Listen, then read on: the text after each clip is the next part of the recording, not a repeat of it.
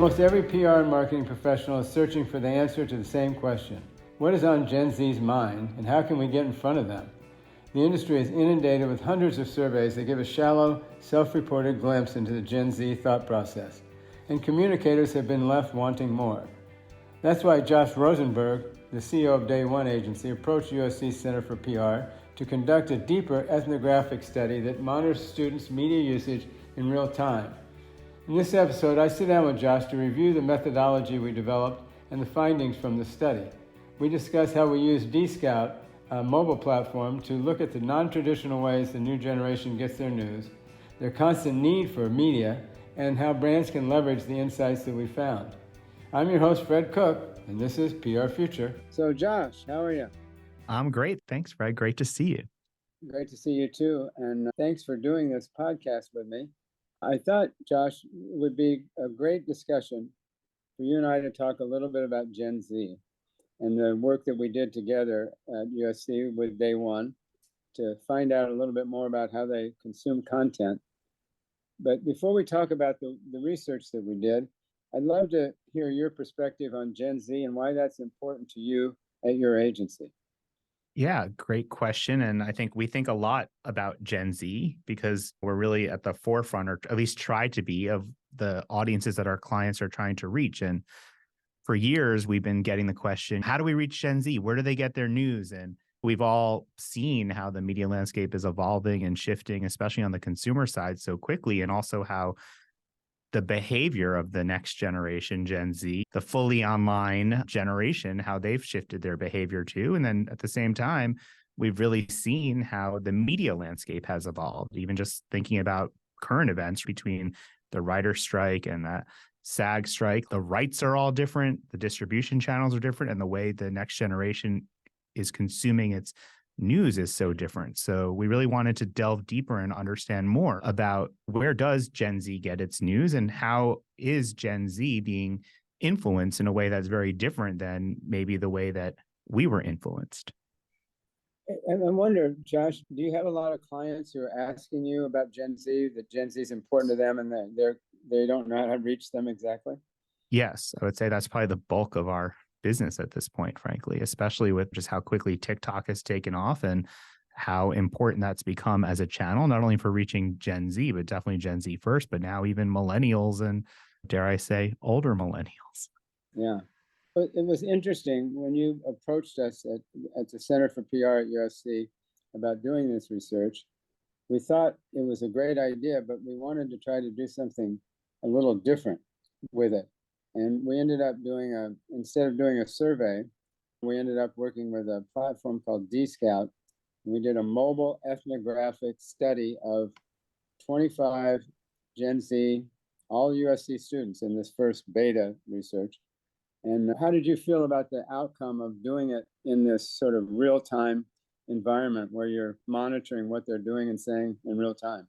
Yeah, I loved it. And so did our team. And I know your research team did as well. And I think that this came from our close collaboration between our two teams. But we went back and forth on how do we understand what Gen Z is doing. And your team, which I thought was awesome, really told us that a regular survey that's been done before, which is true, and probably we wouldn't get as much color and as much sort of nuance to how this generation is being influenced and how they're spending their time. So they recommended DScout and this mobile ethnographic study. And I think just when we were going through the raw data, it was just so fascinating to watch and observe the students in their homes or in their dorm rooms really describing how and what they were watching on their phones and what was their last purchase. And there was just such a level of intimacy in the responses that made it feel really raw and authentic, which we know is really important for this generation anyway, talking straight to camera, all the ways that they communicate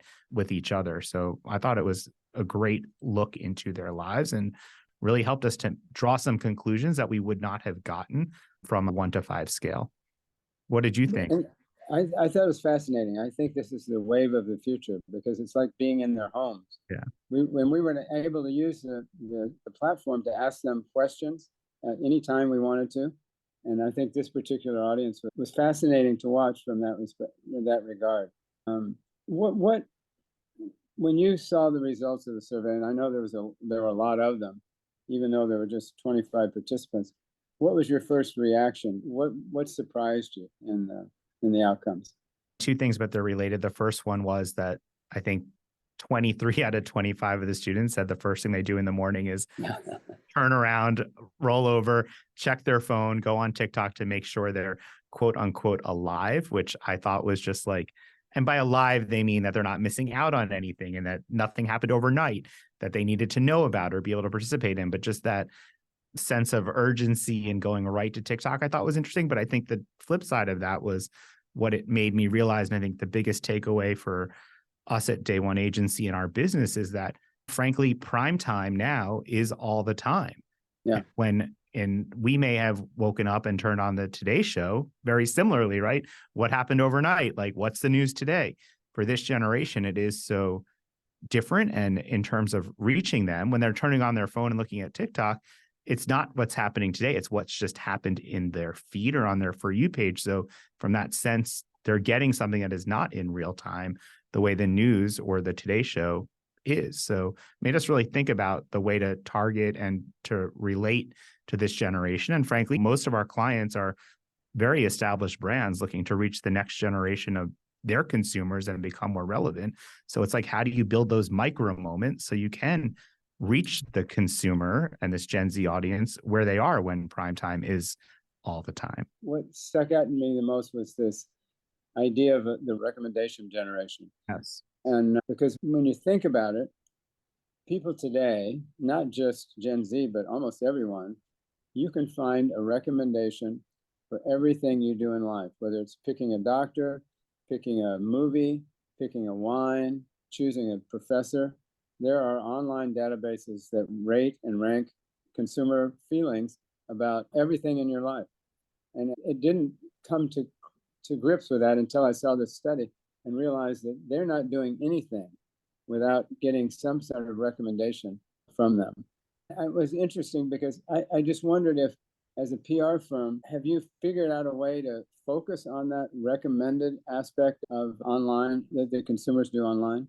Yeah, I think frankly through creators and really helping to drive digital word of mouth through both digital experiences and then also in real life experience. And how do we involve creators in the process? Because once creators have an experience with one of our brands, and hopefully it's more positive than negative, and they want to talk about it, that shows up in TikTok search. And that is where Gen Z is going to find out about that shoe that they may want, that credit card that they may want next.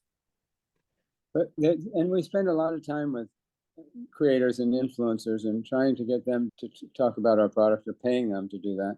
But there's also this element of these people behind the scenes who are just on social media all the time rating things. And they're not famous, but their opinions matter because people are looking to choose a movie. And they're not looking at the critic score.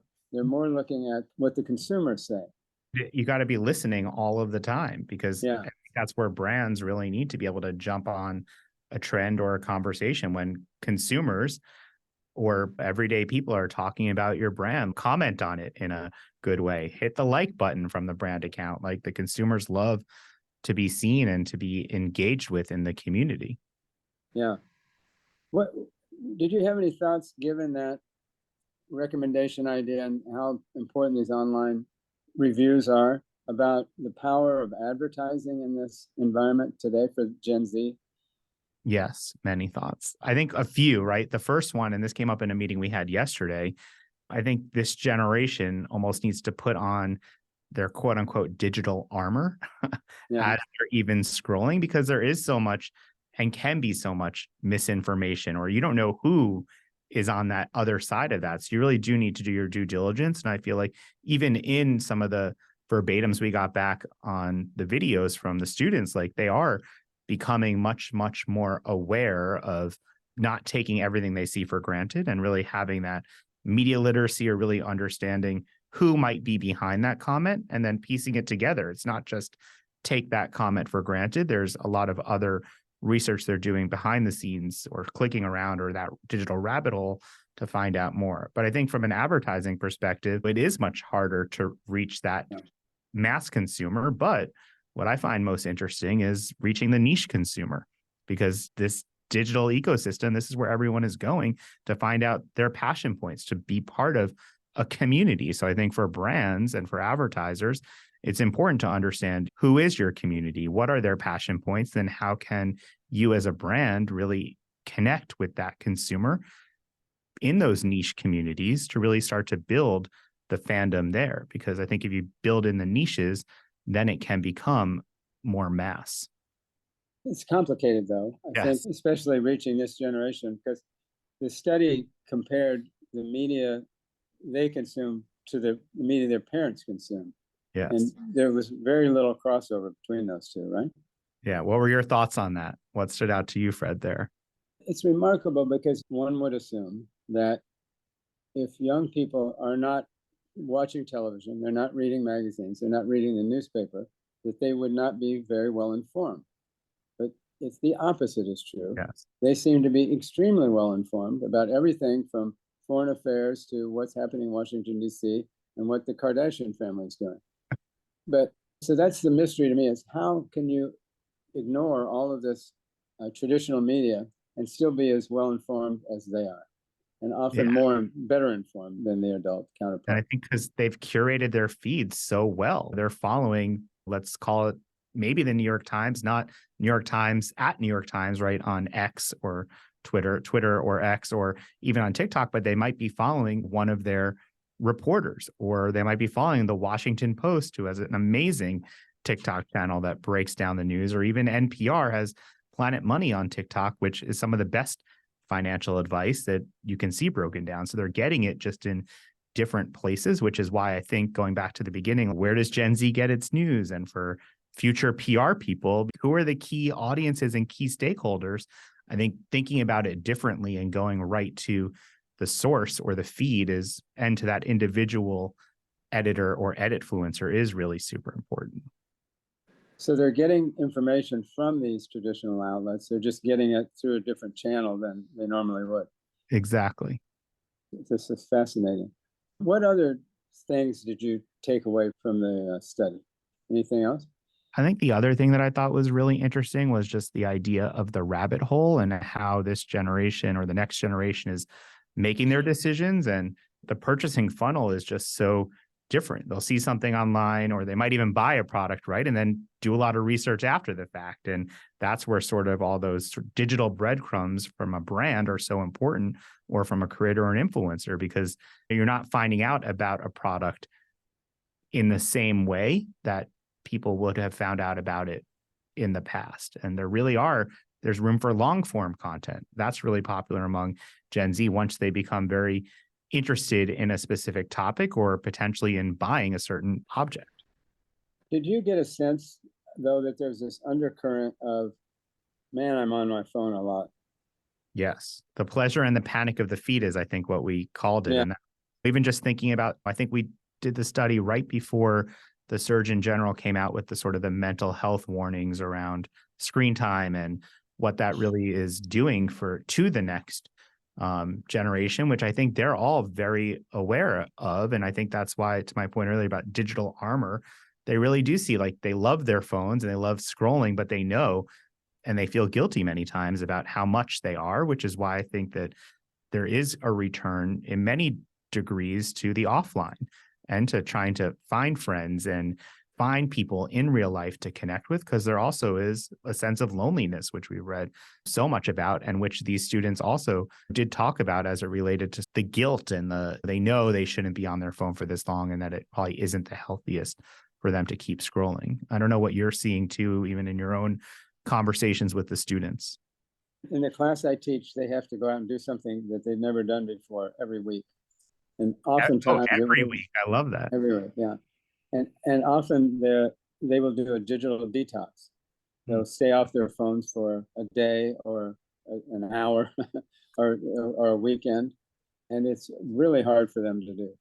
Very difficult. It probably would be for me too, but it is really hard for them to do. And just a couple of weeks ago, one of my students was talking about that. And she said she was motivated because on her iPhone, it tells you how much time, it reports to you how much time you're spending on the screen. and she was spending about 20 hours a day. Wow. And she even left her phone on at night. I'll remember it's 24 hours in a day. Yeah, she was doing this all the time. And wow. And even when she was asleep, her phone was on, counting her screen time. And it scared her. And so she wanted to see if she could actually live without it for a day. And of course you can, but it's not without a certain amount of anxiety that they do these things. So I think they're all aware that they're spending too much time on TikTok and too much time on their phones, but it's very difficult for them to monitor their behavior to do it less. Yeah, I'm also curious just on your end, Fred, too, as you're teaching the next generation of communications professionals and journalists, like what, if anything, have you guys had to do at the university to either change the curriculum or bring in, or just think about it differently, since legacy media has evolved so quickly and the channels are so different for how you can really change reputation today and for the next generation? Yes, we do a lot of things at USC to prepare our students for the future. There's not as much traditional media relations these days as there used to be. And I think some people miss that. But there's a lot of content creation and a lot of social media management. And we have a class now in AI that we created this year because of everything that's happening in artificial intelligence. So we're trying to stay as current as we can. But our industry changes so fast, the dynamics of it, that it's hard to stay ahead of the game. But we're really good at creating classes that are dealing with the things that students are hearing about in the real world. Oh, that's awesome. Even I've seen like a lot of alumni, because thankfully we have some great USC alums that work here at Day One. That's right. A lot of their friends who are in the media world who graduated with them are social media editors or like the TikTok editor at Good Morning America. So they're really thinking about what is the next place in their career where they can still deliver the news and deliver the information just using the format that reaches the next generation. Since that format right now seems to be TikTok, what do you advise your clients on TikTok about how to approach building their brand on that platform? I would say listen first and to go where the conversation is, because TikTok is so interesting and it's not a feed that is linear. So content that you produce there, a consumer or a viewer might see it the same day. They might see it 3 days later or 2 weeks later. So really thinking about how do you create stories that are more evergreen, but also how do you jump on some trends that make sense for your brand? Like we've created what we call here the writer's room that really enables us, because everyone sees a different For You page. So my TikTok is very different than yours, Fred, or probably any of the Gen Z colleagues that I have here. So we really try to gather a lot of people who are interested in very different things and get them in a room every Monday, talk about what are the trends they saw over the weekend? How might this be interesting for one of our clients to jump on? Not every brand needs to talk about Taylor Swift, right? But for the right ones, it does make sense. So it's really been an interesting journey. And we've had to change how we work and how we staff our teams and even how we produce content to be able to really operate in that real-time environment. And I think it also does take a special muscle between agency and client to build that trust in order to move so quickly. Do you find your clients are eager to get on TikTok, or are they reluctant?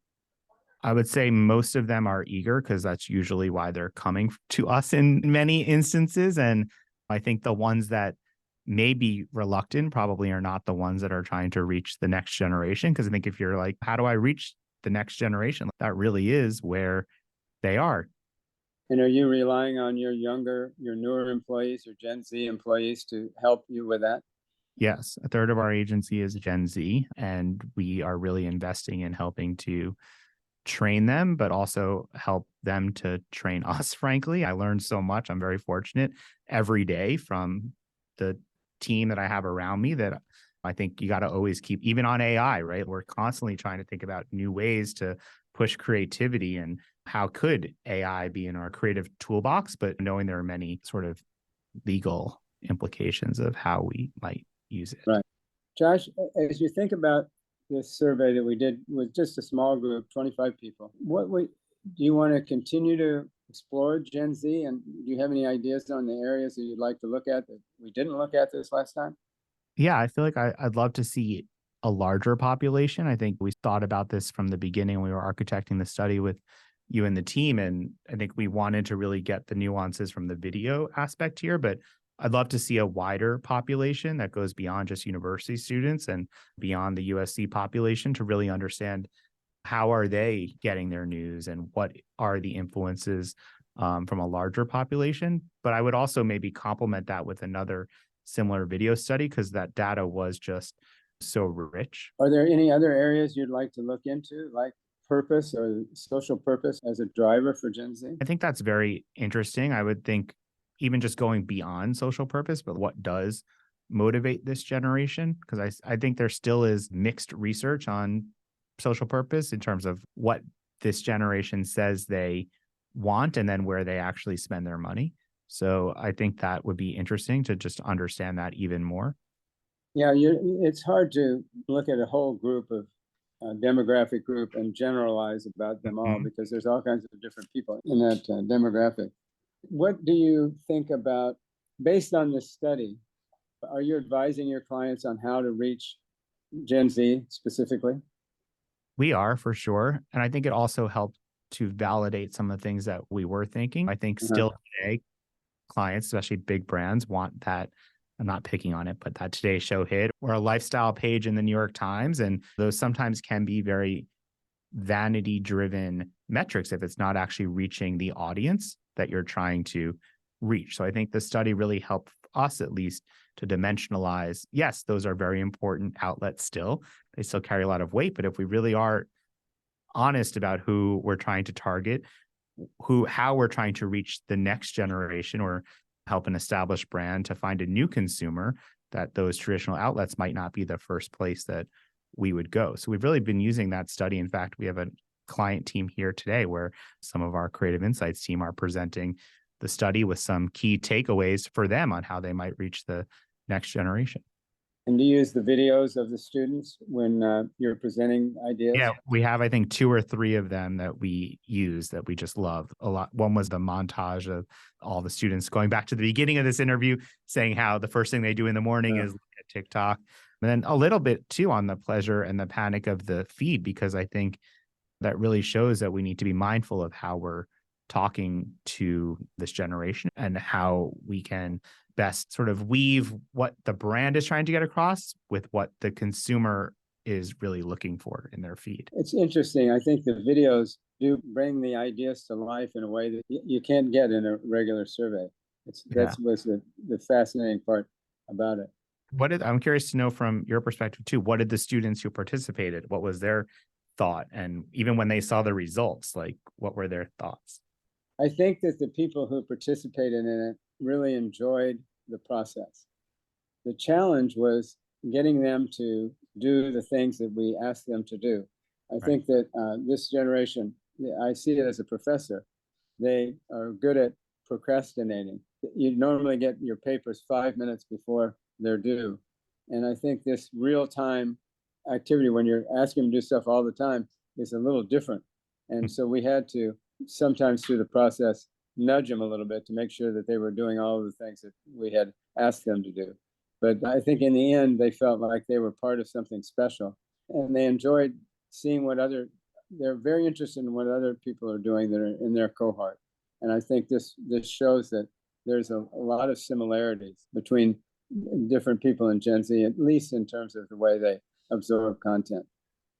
Based on this study, Josh, and everything you learned about Gen Z, what do you think of them as a generation for the future? What impact do you think they're going to have on our world? I think they're going to have a great impact on our world. I know, at least from the population at day one and the ones that we work with here, like I'm always inspired. I'm very hopeful. I think that they will help us to solve a lot of our future problems or current problems, frankly. So I'm hopeful. I think technology is a tool. It also, again, going back to the pleasure and the panic, it also can be the antidote to that, or not the antidote. It could also be really negative, but I think that I'm hopeful for this generation and for what they can become. How do you feel about it? I think the same word. I would pick hopeful. I feel like my generation screwed everything up, and I'm just praying that this younger generation will fix some of it. But we all thought we were going to too, and we didn't. So I don't know. We'll have to wait and see. But I think one of the things I gather from spending time with them here is that the younger generation is very worried, and they think about things a lot, maybe too much sometimes. And I think that the problems in our world weigh heavily on them. And then I think that mental health has become more of a factor in their lives. And I'm glad that it is. I think at USC, we go a long way to make sure everybody's in good mental health. But I don't remember that being, when I was at that age, I don't remember that being a big focus. So true. And so important. Why even just leading with empathy is so important as leaders and, helping to shepherd the next generation. We enjoyed working with you on this study, and I thought that the results and the way they're presented, you did an awesome job with it. And I hope that we can do something again this year that will be equally fascinating. Thank you. And I agree. Your team has been awesome, and I'm looking forward to what we create this year too. So thank you. Thanks. I appreciate it. Thanks, Josh. I'll see you soon. Our experiment gave us a unique, intimate perspective on Gen Z's relationship with social media.